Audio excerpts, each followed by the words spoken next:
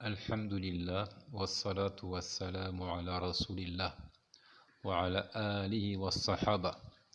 Louange à Allah, que la prière et les bénédictions d'Allah soient sur le prophète Mohammed, ainsi que sur sa famille et l'ensemble de ses compagnons. Nous parlons aujourd'hui du droit du mari sur sa femme, ou encore ce que la femme doit à son mari.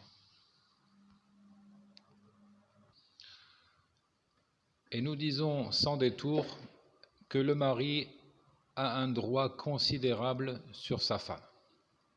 Il a un droit considérable sur sa femme, elle doit l'estimer, elle doit le respecter et surtout elle doit lui obéir. Cela relève de la foi, comme nous le verrons. Elle n'aura pas véritablement rendu gloire à son Seigneur, véritablement adoré Allah, sans restituer donc à son mari ce qui lui revient de droit.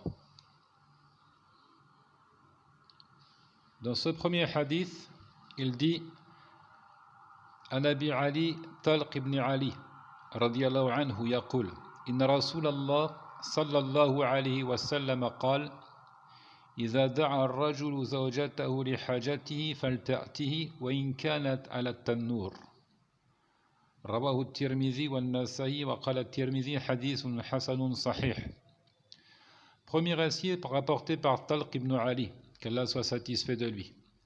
Le messager d'Allah, lui les éloges et le salut, a dit: si l'homme appelle sa femme afin d'assouvir son désir, si l'homme invite sa femme afin de régler son besoin, c'est-à-dire ici d'assouvir son désir sexuel, alors qu'elle vienne à lui, même si elle est au four, même si elle est au fourneau. Le récit rapporté par At-Tirmidhi al-Nasa'i est jugé bon notamment par At-Tirmidhi. Talq ibn Ali min Bani Hanifa. Donc Talq ibn Ali est de la tribu des Banu Hanifa. Wafada ala nabi alayhi salatu wasalam wa amana bi. Il s'est rendu auprès du messager. Il a préparé une délégation pour rendre visite au prophète alayhi salatu wasalam et il a ajouté foi en lui. Walam yakun mukthiran min al-riwayati an rasulillah alayhi salatu wasalam. Rawa 14 haditha. Il n'est pas du nombre des compagnons qui ont transmis un grand nombre de narrations du prophète, alayhi salatu wassalam. On dit qu'il n'a rapporté que 14 récits du messager d'Allah, dont celui qui nous concerne aujourd'hui. Donc je reprends le hadith, il dit عن أبي علي طلق بن علي قال إن رسول الله صلى الله عليه وسلم قال إذا دعا الرجل زوجته لحاجته فلتأته وإن كانت على التنور. Si l'homme appelle sa femme pour régler ses besoins, entendez par là, si l'homme invite sa femme à sa couche pour assouvir son désir sexuel, alors qu'elle vienne à lui, même si elle est activée au fourneau, même si elle était en train de cuisiner, nous allons revenir sur ces termes-là, Inch'Allah. قال إذا دعا الرجل زوجته هنا قال زوجته وهي لغة عربية فصحى ولكنها قليلة والأفصح والمشهور وهو الذي عليه لغة أهل الحجاز أن يقال زوجه دعا الرجل زوجه وأصلحنا له زوجا. Donc ici il a utilisé ce terme de zawjata avec le ta marbuta, le signe du féminin, pour parler de son épouse, de sa femme.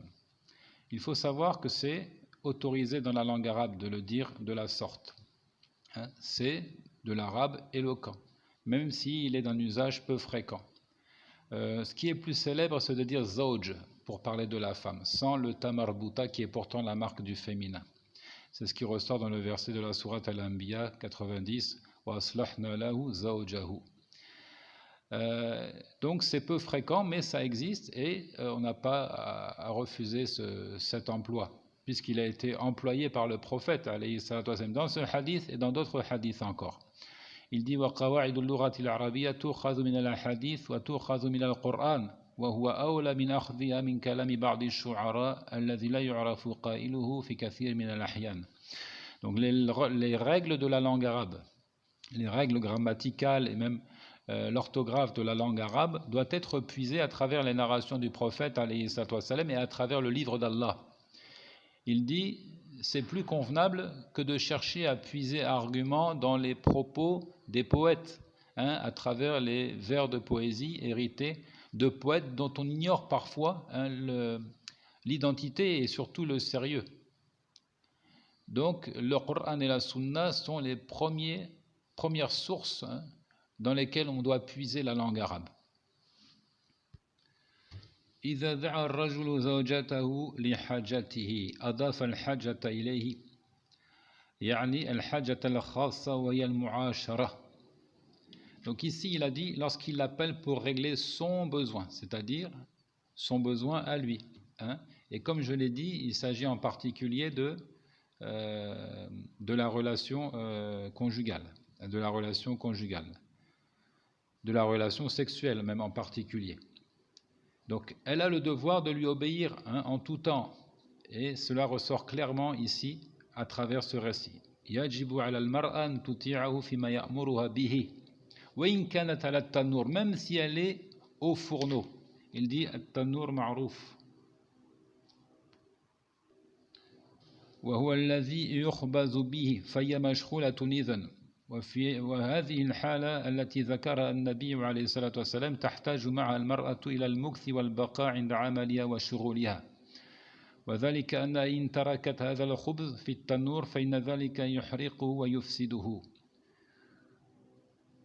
Donc ici, il dit même si elle est auprès du tannour, c'est un terme qui veut signifier le four à pain.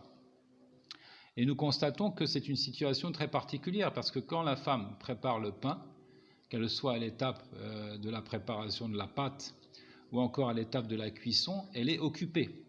Elle est occupée, et si elle ne finit pas ce travail, elle risque effectivement de perdre le pain. Elle risque de laisser brûler le pain dans le four, par exemple. Et pourtant, et avec ça, le prophète a dit « Falta'tihi » qu'elle vienne à lui, qu'elle lui réponde, même si elle est occupée à la cuisine.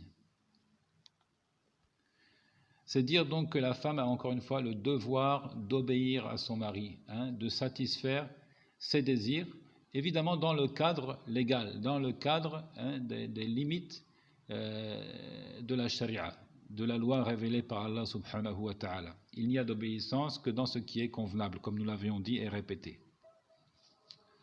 Il dit فَلْتَأْتِهِ وَإِنْ كَانَتْ عَلَى التَّنُّورِ فَغَيْرُ ذَلِكَ مِنَ الْأَحْوَالِ كَانَتْ جَالِسَةً مَثَلًا أَوْ نَائِمَةً مِنْ بَابِ أَوْلَى. Qu'elle vienne à lui, même s'il est occupé à la cuisine, au four, alors de manière prioritaire, de manière plus évidente encore, elle doit lui obéir, elle doit venir à lui lorsqu'elle n'est pas occupée à de telles tâches, lorsqu'elle est simplement assise ou lorsqu'elle est allongée sur son lit. وجاء في حديث آخر أيضا المعاذ وزيد وجماعة من الصحابة أن النبي صلى الله عليه وسلم قال فلتأته وإن كانت على قطب. Dans une autre version, un récit rapporté par Muaz, Zayd et un groupe de compagnons que nous allons revoir par la suite, Inch'Allah, le prophète alayhi salam a dit qu'elle vienne à lui même si elle est sur le qatab. Et le qatab ici, il dit, il y a deux significations possibles. والمقصود بالقطب ما يودع على ظهر البعير فمن أهل العلم من قال ولو كانت في حالة حرجة يعني معنى الحديث فسروه أنها على قطب قالوا إن المرأة كانت تجلس على القطب عند الولادة تقول العرب إن ذلك يسهل الولادة عليها بمعنى حتى لو كانت في هذه الحالة والمرأة عند الولادة في غاية الذهول فلتأته وإن كانت على القطب. لكن هذا خلاف التفسير المشهور والأقرب والله أعلم المتبادر للذهن وإن كانت على قطب يعني ولو كانت على البعير وهي مرتحلة راكبة فدعها فتجيبه وهذا هو الواجب عليها. Donc qatab, c'est en fait la selle, ce que l'on pose sur le dos du chameau pour pouvoir le monter. Ce que l'on pose sur le dos du chameau en particulier pour pouvoir le monter. Donc, elle doit lui répondre même si elle est en selle. Mais il y a ici une autre explication, c'est que cette selle-là, justement, elle était utilisée par la femme enceinte chez les Arabes afin de faciliter l'accouchement. Donc elle s'asseyait sur cet instrument, cet outil, afin de faciliter l'accouchement. Donc certains ulama ont compris par là qu'elle devrait répondre à son mari même dans cette situation, au moment de l'accouchement. Mais ce qui est plus évident, et Allah est le véritable connaisseur, c'est de dire elle doit lui répondre même si elle est montée sur le dos du chameau, c'est-à-dire qu'elle s'apprêtait à prendre la route. Wallahu a'lam. Donc, se refuser à son mari est un grand péché. Qui expose la femme à la malédiction. جاء في حديث عند البخاري عن أبي هريرة رضي الله عنه قال رسول الله صلى الله عليه وسلم إذا دعا الرجل امرأته إلى فراشه فأبت عليه لعنة الملائكة حتى تصبح. Chez l'imam al-Bukhari de Abu Huraira, le prophète alayhi salatu wassalam a dit: si l'homme appelle sa femme au lit, c'est-à-dire qu'il l'invite à avoir une relation sexuelle, et qu'elle s'y refuse, alors les anges la maudissent jusqu'à ce qu'elle se réveille, jusqu'au petit matin. رواه البخاري وعند مسلم مع لفظ إذا باتت المرأة هاجرة فراش زوجها لعنتها الملائكة حتى تصبح.